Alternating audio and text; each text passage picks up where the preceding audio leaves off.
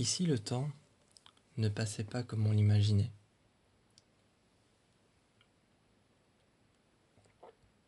Il passait comme on l'imaginait, mais il paraissait plus lent. Selon les jours, selon les semaines, les mois et les années, parfois il paraissait plus lent, parfois il paraissait plus rapide. Parfois le temps même, on l'oubliait qu'il était là. Ce soir-là, j'étais assis sur le fauteuil et toi tu étais préoccupé de quelque chose, à regarder par la fenêtre. Assis sur le fauteuil, sous une lampe minimaliste posée derrière moi, un néon blanc qui était accroché à une barre de fer noire, une lampe sur le côté. Une lampe fine, une tige noire, et ce néon dépendant de cette tige noire à côté m'illuminait.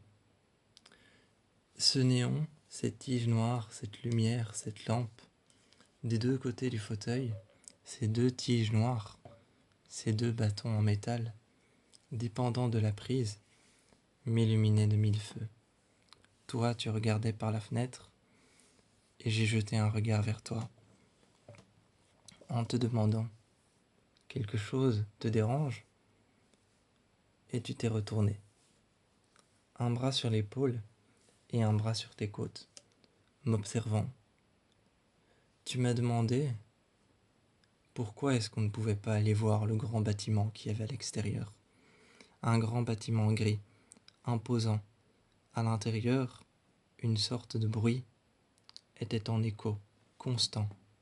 Une sorte de bruit répétitif, comme si à l'intérieur il y avait des vibrations répétitives. L'extérieur était abandonné, abandonné dans un récif de lumière à la surface, qui apparaissait juste au-dessus du ciel, un récif de lumière bleu, jaune, rougeâtre, et ces lumières s'échangeaient. Ces lumières s'échangeaient des baisers et ressortant de ce cube de béton, au milieu de nulle part, des bruits, des vibrations, des coups brutaux, les uns après les autres. Tous les soirs, je me demandais qu'est-ce que ça pouvait faire d'avoir une entité, qu'est-ce que ça pouvait faire d'avoir une identité, qu'est-ce que ça pouvait faire d'être quelqu'un.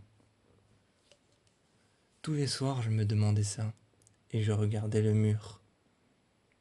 Un mur rempli de petits cubes, de petits carrés, en verre. À l'intérieur de ces cubes en verre, il y avait des gens. Les cris, on les entendait résonner à l'extérieur. Ces femmes, ces hommes, ces personnes n'avaient qu'une seule occupation, une télé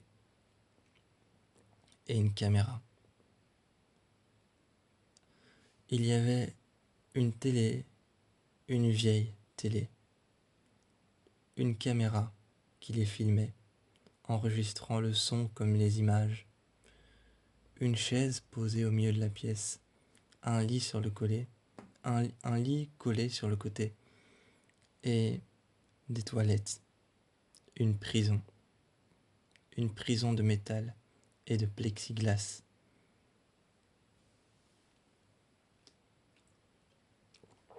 À l'intérieur, ça devait sentir le neuf, ça devait sentir le produit nettoyant.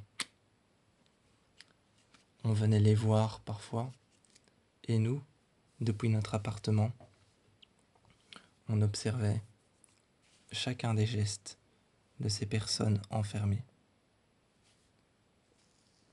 Il y avait une femme les mains contre la vitre, qui était en train d'observer l'extérieur, les vents violents et les récifs de lumière qui s'épousèrent les uns aux autres, toujours au-dessus du grand cube et des vibrations.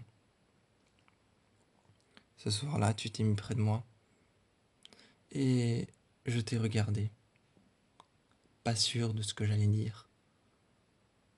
Je t'ai demandé, ça te dérange de ne pas avoir d'identité, de ne pas pouvoir t'identifier à quelque chose? Tu m'as regardé avec un regard vide, aussi vide que ce qu'on était, des expériences, des enveloppes faites de chair, d'os, de peau et de tissu. Tu m'as répondu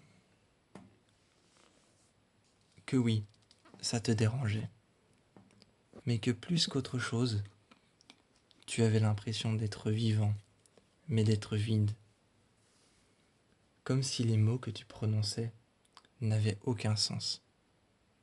À mes yeux, ils en avaient, même si je n'avais pas d'identité, même si je n'avais pas de nom, pas de prénom, même si je n'étais pas identifié ou identifiable, selon moi, par rapport à quelque chose.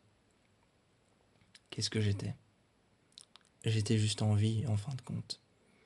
Mais les échanges que toi tu avais avec moi avaient une réelle identité.